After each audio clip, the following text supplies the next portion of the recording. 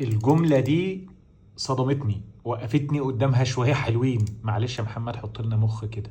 من احد استخداماتي للاي اي هو فكره السكريبت. يعني انا غذيته بسكريبتات كتيره عملتها قبل كده، وعملنا سكيل بحيث كل مره اديله شويه ايدياز ينظم لي السكريبت ويعرضه لي في السرد القصصي زي ما انا متعود. السكيل باختصار هي عباره عن شويه توجيهات او انستراكشنز، تعمل ايه، ما تعملش ايه، تستخدم انهي لفظه، تقسم الموضوع ازاي، وهكذا.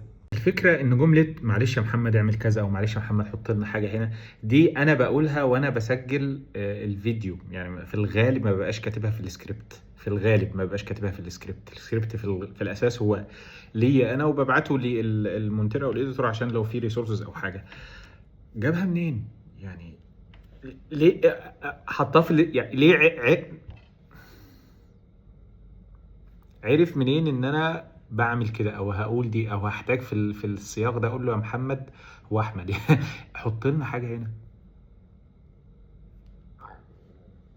ممكن تكون بالحظ، ممكن اكون انا كاتب حاجه زي دي في احد السكريبتات القديمه وناسيها، مش عارف.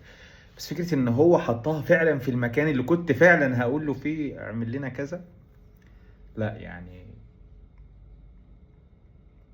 I'm speechless. يعني مش عارف اقول ايه بصراحه يعني. بس حلو، حلو، جود.